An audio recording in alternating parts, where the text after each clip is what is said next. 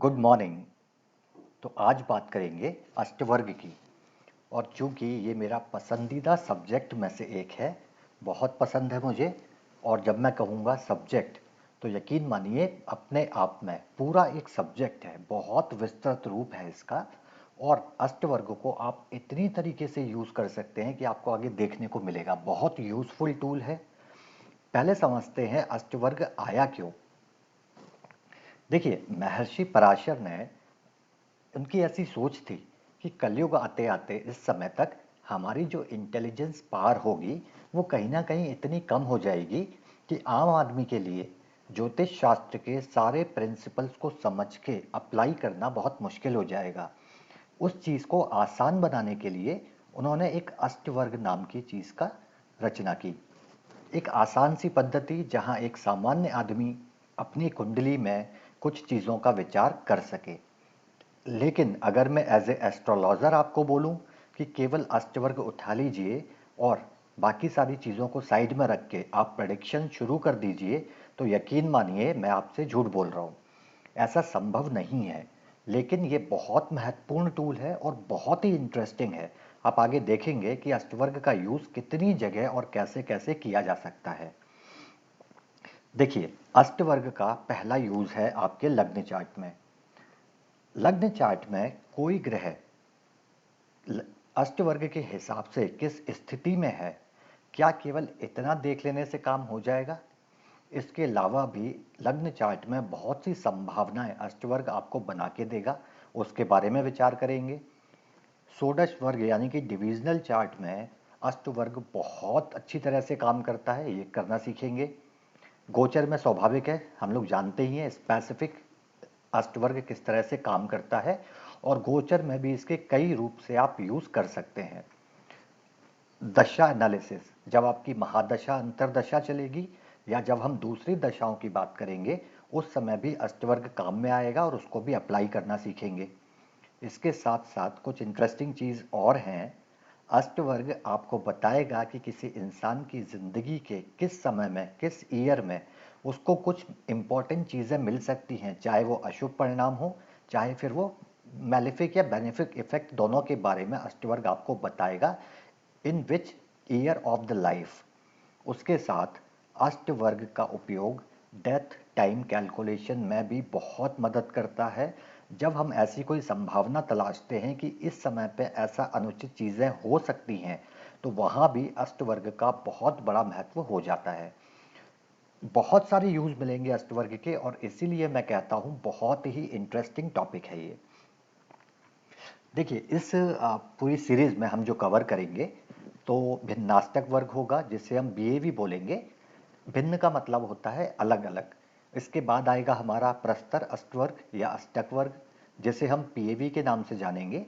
और फिर इसके बाद हम देखेंगे एसएवी, दैट इज सामुदायिक अष्टक वर्ग या अष्टवर्ग। तीन तरह के अष्टवर्ग हम पढ़ेंगे, उनका उपयोग देखेंगे। अब अष्टवर्ग होता क्या है?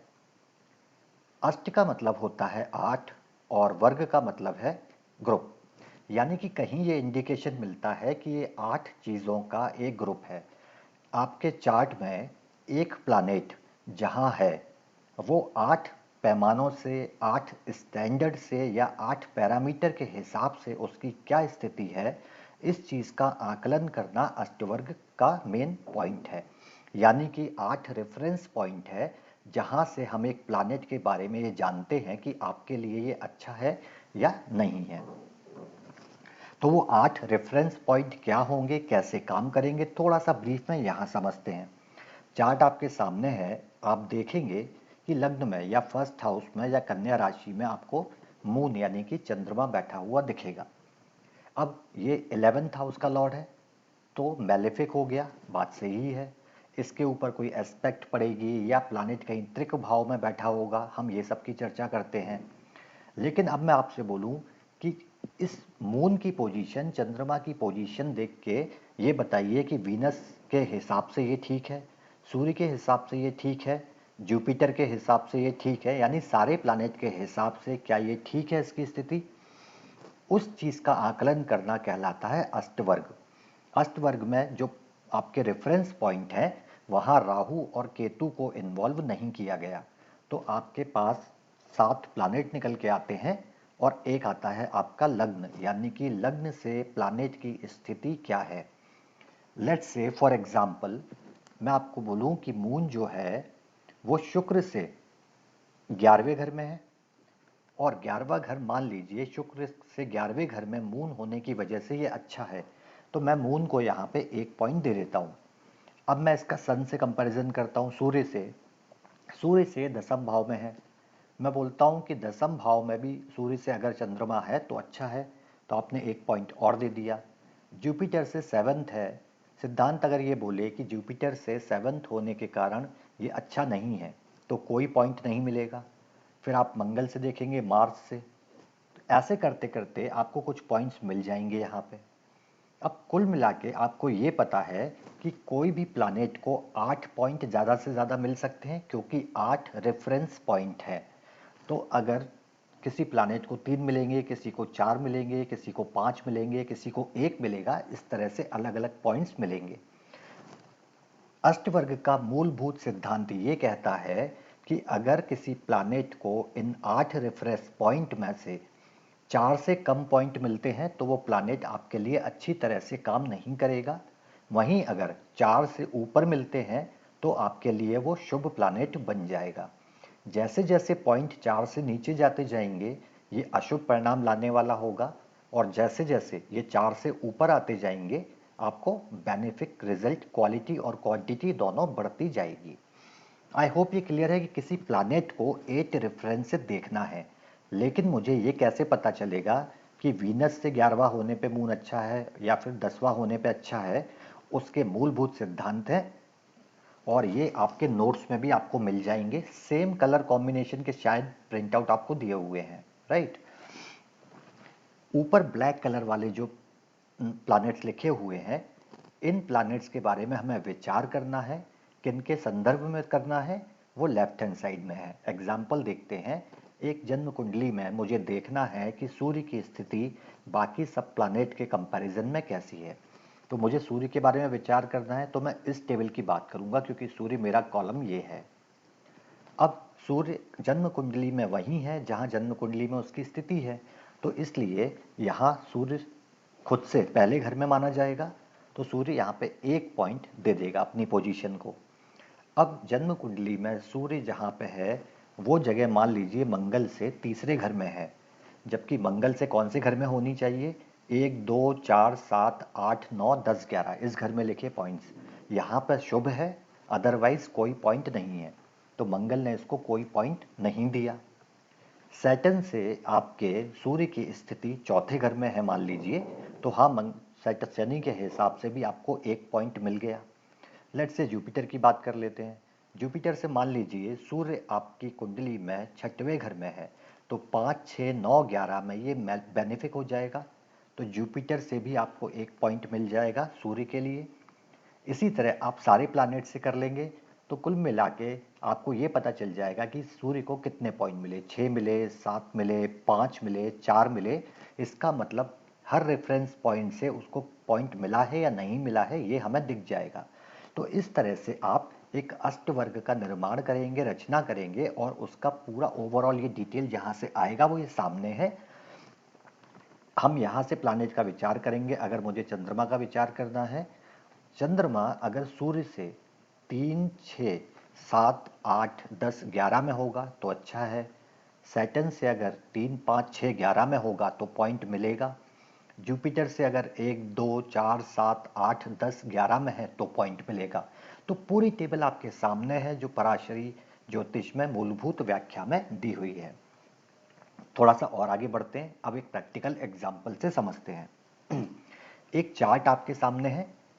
आपको इसमें मरकरी का यानी कि बुध का अष्टवर्ग बनाना है। तो बनाते कैसे हैं, आप टेबल पे जाएंगे और देखेंगे कि मरकरी हर प्लैनेट से किस किस जगह बैठा हुआ है, वहां मरकरी को पॉइंट देते जाएंगे। तो लेट्स से मरकरी यहाँ पे सूर्य के साथ बैठा है, पहले घर में हुआ। एक बार अगर नजर डालें हम लोग पुराने ट्वेल्व पे, यहाँ है आपका मरकरी और मैं बात कर रहा हूँ सूर्य से। तो सूर्य से अगर ये 5 6 9 11 12 में हुआ तो पॉइंट मिलेगा, नहीं तो नहीं मिलेगा। ये क्लियर है। तो हमारा मरकरी इस पोजीशन में फर्स्ट हाउस में ही बैठा है, यानी कि इसे सूर्य से कोई पॉइंट नहीं मिलेगा। तो इस तरह जब आप चेक करेंगे तो मरकरी को टोटल यहाँ पे 7 पॉइंट मिलते हैं, केवल सूर्य से पॉइंट नहीं मिल रहा। तो मरकरी तीसरी राशि में या 10वें घर में होगा इस कुंडली के लिए, तो वो 7 पॉइंट के साथ बैठा होगा। यहाँ तक क्लियर है? इस तरह मान लीजिए ये तो बात हुआ जन्म कुंडली का, लेकिन अगर ये स्थिति गोचर में है तो मान लीजिए मरकरी यहाँ पे है, तो अब सब प्लैनेट से इसकी स्थिति बदल गई। अब ये सूर्य से दूसरा हो गया, शनि और गुरु से 12वां हो गया। तो फिर टेबल पे जाके देखेंगे, यानी कि हर राशि में जब ये गोचर करेगा तो उसके हिसाब से रिजल्ट टेबल में हम देख पाएंगे कि बेनिफिक है या नहीं है। तो मरकरी का जब अष्टवर्ग बनाएंगे, केवल मरकरी यानी बुध का अष्टवर्ग बनाएंगे तो कुछ ऐसा निकल के आएगा कि तीसरी राशि में ये 7 पॉइंट लेके बैठा है, चौथी राशि में या 11वें घर में ये 4 पॉइंट लेके बैठा है। इस तरह से आपको पॉइंट्स मिल जाएंगे। अब आपसे पूछा जाए कि मरकरी की कंडीशन इस कुंडली के लिए कैसी है, तो आप बोलेंगे अच्छी है, क्योंकि ये केवल लग्न में और 5वें भाव में मैलेफिक है 3 पॉइंट के साथ। बाकी सब जगह ये या तो 4 पॉइंट के साथ है या उससे ऊपर है। 10वें घर में बहुत अच्छी स्थिति है, 8वें घर में बहुत अच्छी स्थिति है, 6वें घर में बहुत अच्छी स्थिति है, 6 7 7 पॉइंट लेके है। बाकी सभी जगह ये न्यूट्रल है, क्योंकि 4 पॉइंट है और न्यूट्रल को भी अच्छा ही माना गया है कुछ विद्वानों के मतानुसार, क्योंकि कोई प्लैनेट अगर आपको नुकसान नहीं पहुंचा रहा, न्यूट्रल रिजल्ट देगा तो अपने रिजल्ट दे ही देगा, वो ऐसी मान्यता है। अब लेकिन मैंने अपनी जन्म कुंडली में देख लिया कि मरकरी की पोजीशन क्या है, अच्छा है बुरा है, ठीक है। या गोचर में देखा कि चौथे में है, 5वें में है, 6वीं राशि में है। आप इस तरह से कंपैरिजन कर लेंगे इसका। क्या सीमित यहीं तक रह जाएगा? देखिए, एक बहुत इंटरेस्टिंग चीज है, इसी कॉन्सेप्ट में ध्यान से समझिए। मरकरी को, बुध को यहाँ पे आपने 7 पॉइंट्स दिए। पहले तो देखिए लग्न चार्ट में कौन सी राशि में है। तीसरी राशि में बनता है। मिथुन राशि आपको क्या देती है ये पता है हमें। ये राशि किस घर में है? 10th हाउस में। सॉरी, चेंज कर लेते हैं, एक सेकेंड। चलिए, तीसरी राशि क्या देगी ये पता है, 10th हाउस में है। 10वां घर किस चीज का होता है हमें ये पता है, ठीक है। अब गौर से समझिए कि इसका यूज क्या है। तीसरे घर जो प्रोफेशन का हाउस है उसमें राशि कौन सी है? मिथुन। हमें पता है मिथुन राशि से क्या मिलता है हमें। प्लैनेट का ओनर कौन है? मरकरी, बुध, जो अपने ही राशि में बैठा है। इस व्यक्ति का प्रोफेशन कैसा होना चाहिए? अब अष्टवर्ग से इसका क्या संबंध है ये भी समझते हैं।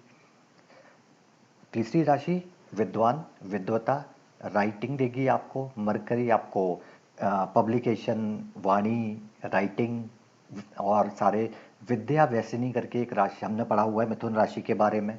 तो वो सारी चीज़ें मतलब कहीं ना कहीं आपकी नॉलेज से, आपकी विद्वता से, राइटिंग से सारी चीज़ें आपको मिलेगी। यही मरकरी अगर देखा जाए तो मंगल के साथ है, जो कि तीसरे और 8वें घर का मालिक है, यानी कि ये तो बहुत मैलेफिक प्लैनेट हुआ। ये सूर्य के साथ है जो त्रिक भाव का ओनर है और क्रूर ग्रह हैं दोनों के दोनों। तो क्या इस घर का नुकसान करेंगे? क्योंकि दो मैलेफिक प्लैनेट हैं।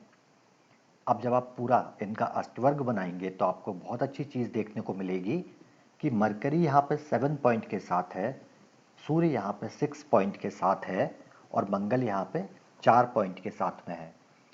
बेशक ये कुंडली के मैलेफिक प्लैनेट हैं, लेकिन जिस घर में ये है वहाँ ये या तो बेनिफिक है या न्यूट्रल है, तो बुरा असर नहीं करेंगे। हाँ, बाकी जगह ये आपको ज़रूर नुकसान पहुँचाएंगे, लेकिन इस घर से संबंधित चीज़ों में आपको कुछ ना कुछ देके जाएंगे। अब समझ लीजिए, ये जो चार्ट है ये है स्वर्गीय श्री पीवी नरसिम्हा राव जी का। मुख्यमंत्री रह चुके हैं, प्रधानमंत्री रह चुके हैं, लेकिन साथ में बहुत बड़े स्कॉलर रह चुके हैं। राइटिंग वर्क्स के लिए जाने जाते हैं, लिटरेचर वर्ड के लिए इनको अपने काम के लिए कई सम्मान भी मिले हैं और कई भाषाओं में साहित्यों का ट्रांसलेशन भी इन्होंने किया है। कहाँ से आया? मरकरी से आया, मार्स से आया, क्योंकि थर्ड हाउस आपको कम्युनिकेशन देता है, तीसरे घर का लॉर्ड है। अगर मैं सूर्य को थोड़ी देर के लिए साइड में रख दूं, तो क्या कन्या राशि के जितने भी लोग हैं, ठीक है, उनका 10th हाउस में अगर मरकरी और मार्स होगा, तो क्या वो सब राइटिंग में इतने ही सक्सेसफुल हो जाएंगे? प्रश्न ये है। हो सकता है राइटिंग, पब्लिशिंग या कम्युनिकेशन उनका प्रोफेशन हो, लेकिन सक्सेस की क्वांटिटी और क्वालिटी कहाँ जाके मिलेगी? ये मिलेगी आपको यहाँ, कि मरकरी 10th हाउस में होने के बाद 10th हाउस को सपोर्ट करेगा तो कितने लेवल तक लेके जाएगा? तो यहाँ 7 का स्तर दिखता है आपको। सूर्य यहाँ पे 6 पॉइंट लेके बैठा है।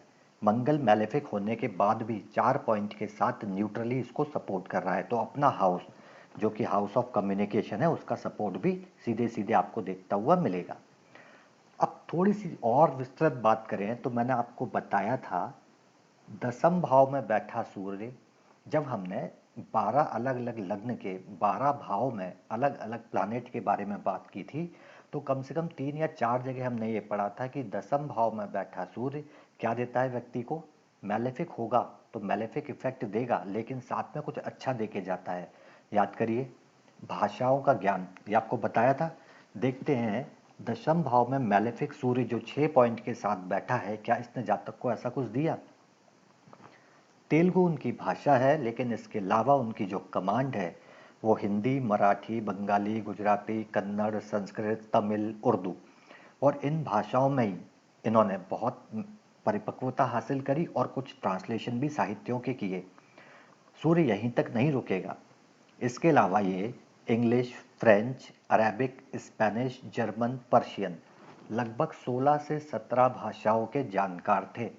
अब त्रिक भाव का स्वामी 10th भाव में बैठा है, एक क्रूर ग्रह, देखने को तो मैलेफिक है, लेकिन अष्टवर्ग में 6 पॉइंट के साथ है, तो कहीं ना कहीं आपको कुछ अच्छा देके जाने वाला है। इसलिए मैंने कहा कि बहुत ही इंटरेस्टिंग है अष्टवर्ग। अभी जब हम ये पढ़ेंगे कि how to deal with malefic planet से डील कैसे करते हैं कुंडली में, कैसे उनसे अच्छे रिजल्ट लिए जाते हैं, तब आपको बहुत क्लियर होगी ये चीज़ कि कैसे काम करते हैं अष्टवर्ग में हम, जब हमें रिजल्ट ऐसे दिखते हैं। आपके लिए काम ये है कि इस चार्ट के लिए बाकी जो प्लानेट है 6, सबके लिए अष्टवर्ग का तैयार करके लाइएगा। कल हम आपका प्रस्तर और ये सामुदायिक दोनों चीज़ें कंप्लीट कर लेंगे।